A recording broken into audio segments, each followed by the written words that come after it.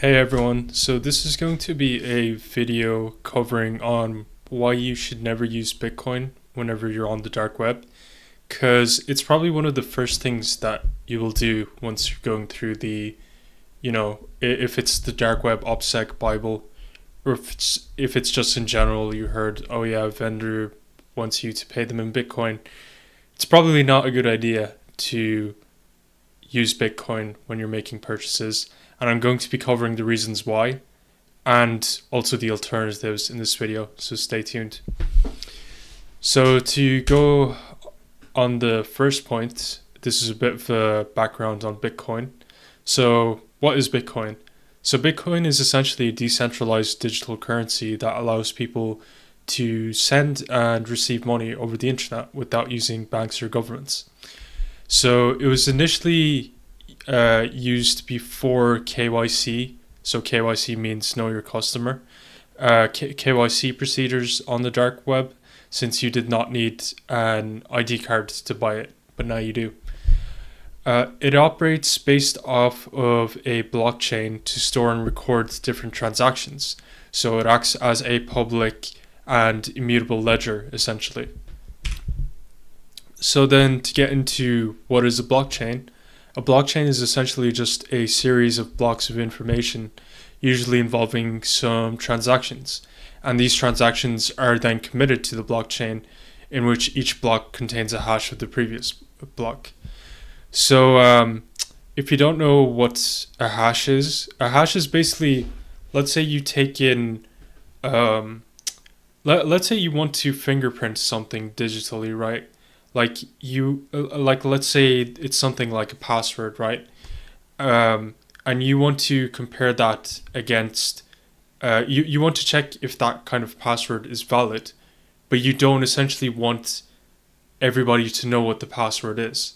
That's what a hash function does, is it just takes your, confidential information and it passes it through a mathematical function, which then produces a fingerprint of that, original statement, so to say. So hash functions are irreversible, meaning that once you get the hash or the fingerprint of the confidential information that you don't want anyone to see, once you get that, you can you can compare it against, like, if you want to check it again, you pass in a password, you pass it through the hash, and then you can compare again. But yeah, essentially just think of hashes as as fingerprints. I think that's the easiest way to conceptualize what hashes are. And in a blockchain, you're storing bits of data, and as well as the hash, and you're also comparing it to, or you're also storing the hash of the previous block, and so on and so on. So that's what gives it the blockchain kind of appearance, or the blockchain appearance, is because they're all linked one after another, and it goes on and on. And if you make one small change, so one small change in the data, the hash will change, and then it's pretty easy to figure out something has changed based off of the hash, based off of nothing else but the hash.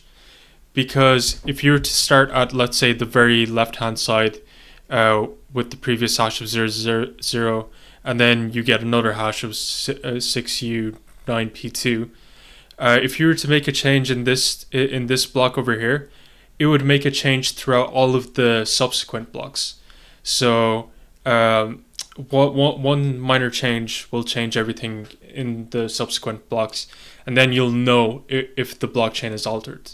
So that's why it's immutable. That's why it's called, it's an immutable ledger, because if you make a small change in it, everybody can see the change. So that's essentially all a blockchain is. It's just a series or a connection, or chains of blocks, which each have unique hashes, and which store the hashes of the previous block. So I hope that that simmers in your brain kind of a bit, just the idea of immutability and hashes and all of that. But we'll move on to the next one. So transactions. So whenever, let's say you have someone like Alice, and she wants to send some Bitcoin to Bob, and multiple other transactions similar to it, it then gets committed to the blockchain. So as you can see, like imagine Alice sends, X Bitcoin to Bob, that gets stored in a block, along with other transactions. Obviously, it's not just that, but it's kind of in this block format, if that makes sense. But yeah. So, however, transactions only get added to the blockchain by what are called miners, and these miners take a transaction fee off of the transaction in Bitcoin, while also receiving new Bitcoin. So that's why they're called miners. Is essentially solve these they solve these complex mathematical equations, and they also take a miner's fee to mine the Bitcoin, essentially, or to process the transaction. So what you have at the end of this whole process is a series of transactions that are widely available to the public for anyone to see. So if you were to go onto a blockchain explorer, and you just type in the transaction ID into the blockchain explorer, you could go ahead and you can check every single transaction that person has made, or whatever, whichever wallet the Bitcoin goes into. You can trace every single transaction, and you can go into any blockchain explorer in the world that you want. But you can go ahead and Google that yourself.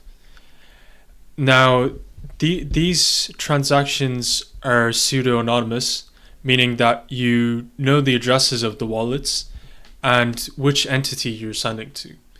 Now, in the past, this worked fine since you didn't have to go through an exchange platform like Coinbase, which requires your ID to buy Bitcoin.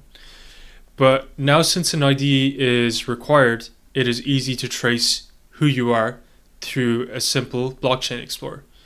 So just keep in mind, in the past, you didn't have your physical ID card or your license or your passport tied to your Bitcoin wallet. So nobody knew who you were back then, or they kind of knew who you were, but they didn't know your in real life identity. But now, thanks to KYC, thanks to Coinbase, all of these things have become compromised, so to say. This is the major problem that Bitcoin now has, is that it's not private, or as private as it used to be anymore. Before I start, I actually want to show you like a blockchain explorer just to conceptualize it a bit better. Blockchain explorer. So if you go onto a site like blockchain.com, you can go ahead and you can basically search up any transaction you want. I don't know how to go to a random one. I'm just going to type in E. Let's call it Bitcoin. Yeah, no. Essentially, what happens is whenever you send a transaction, or wait, it's actually over here. Yeah, let me go onto here. Yeah. So if you go onto here, you can actually type in a hash ID into the search bar over here. You can type it in, and then you'll get this Bitcoin transaction at the end of it. So it'll tell you everything about that transaction. Where the money went and who it's from and who it's to. And you can check all related transactions, to the wallet. So this is how it kind of looks like in practical. And you can go ahead and you can trace everything down to the nth degree, providing that like there's some kind of identity tied to it, which Coinbase already has done. But yeah. Let's just go back to this then. 5. Oh no, I start from the last. Oops. But yeah, so the solution to this is very simple. all you have to do is use an alternate cryptocurrency called Monero. So Monero is like a privacy version of Bitcoin with inbuilt tracking evasion techniques. And, it's got this cool little logo with the M on it. So unlike Bitcoin, Monero hides the sender, the receiver, and the transaction amount. And it uses advanced cryptography to make the transactions unlinkable and untraceable. So we can get into the specific mechanisms of it.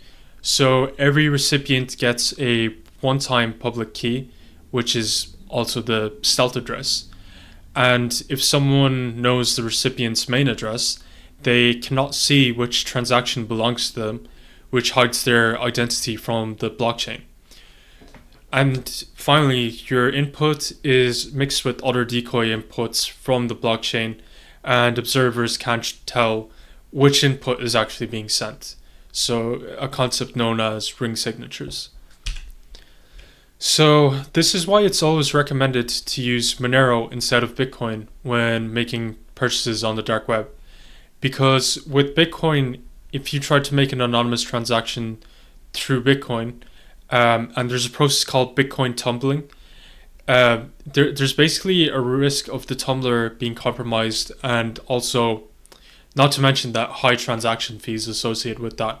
So it's just like impractical for day-to-day use cases. Unless if you absolutely needed to use Bitcoin tumbling, I would say like use it. If the site like forced you to use it, then use it. But like 99 times out of 100, you will be using Monero for dark web purchases if you have any sense. So that's why I would never recommend using Bitcoin tumblers, because they are kind of risky, so to say. So that about sums it for this video, like as in like the main arguments against Bitcoin and the main arguments for Monero. But I actually, if you want more practical implementation where I guide you step by step, I handhold you step by step through the whole process, as in, getting Tails up and running, getting, the wallets up, how to buy Monero exactly. I have all of those in my school community and in my course. So it's my full dark web guide where I teach you how to do everything, including Monero, as private and as anonymous as possible. So if that's something you're looking for, hit the first link in the description below, and I'll see you in the next one. Peace.